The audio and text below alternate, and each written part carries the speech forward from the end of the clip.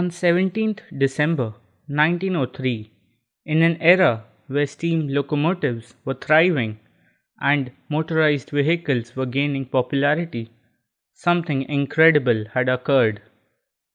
The Wright brothers had invented the first successful airplane. Wilbur and Orville Wright made 4 brief flights at Kitty Hawk with their first powered aircraft.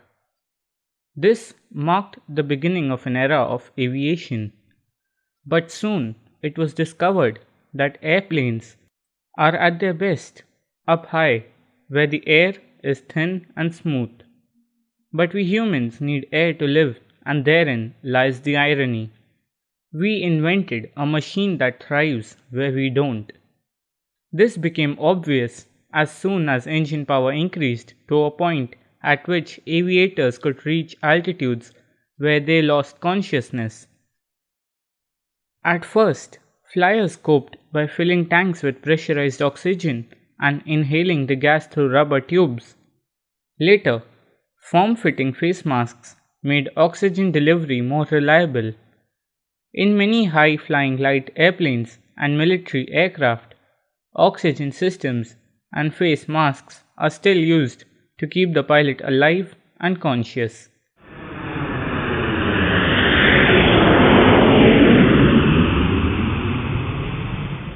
In 1937, the US Army Air Corps began research flights in a modified Lockheed Electra. The XC-35 was the first airplane built with a pressurized cabin. The fuselage was designed with a circular cross-section to eliminate stress points when the fuselage expanded under pressure.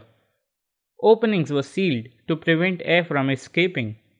Windows were reduced in size and strengthened, and the cabin inside became a pressure capsule, like a big aluminum can that held 5 people.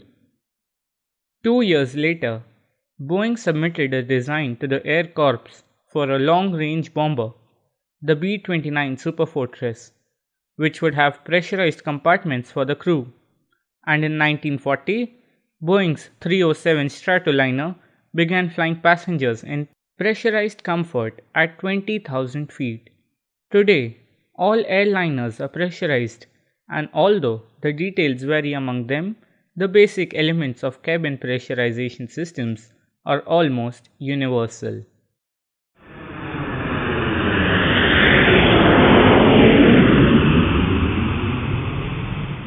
Air is pressurized by the engines.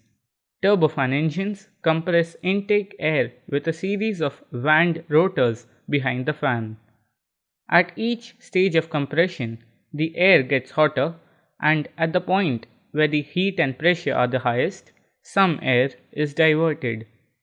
The cabin-bound air has to be cooled first in an intercooler, a device like a car radiator that sheds the heat to the ambient air scooped aboard for that purpose. From there, the air travels into the airplane's belly, where air packs cool it further using air cycle refrigeration. An air cycle cooler is perhaps the simplest air conditioner ever invented, because it doesn't need a refrigerant as an intermediate fuel to dump heat. Now, the air is ready to mix with air from the cabin in a mixer that adds the new air to the recirculating cabin air, which is moved by fans. To maintain a comfortable temperature for passengers, automatic systems regulate the mixture of heat from the engines and cold from the air packs. To maintain the pressure in the cabin equal to that at low altitude, even while the airplane is cruising at 30,000 feet, the incoming air is held within the cabin by opening and closing an outflow valve, which releases the incoming air at a rate regulated by pressure sensors. Think of a pressurized cabin as a balloon that has a leak but is being inflated continuously. On the ground, the airplane is unpressurized and the outflow valve is wide open. As soon as the weight is off the main wheels at takeoff, the outflow valve begins to close and the cabin starts to pressurize. The airplane may be climbing at thousands of feet per minute, but inside the cabin, the rate of climb is approximately what you might experience while driving up a hill. It might take an average airliner about 20 minutes to reach a cruising altitude of say 30,000 feet, at which point the pressurization system might maintain the cabin at the pressure you'd experience at 7,000 feet. When the airplane descends, the pilot sets the system controller to the altitude of the destination airport and the process works in reverse. The structural strength of the airplane determines how much differential pressure the cabin can tolerate. A typical figure is 3.8 kilograms per square inch, and the fuselages of new airplane designs are pressurized and depressurized thousands of times during testing to ensure their integrity. Federal aviation regulations say that without pressurization, pilots begin to need oxygen when they fly above 12,500 feet for more than 30 minutes, and passengers have to use it continuously above 15,000 feet.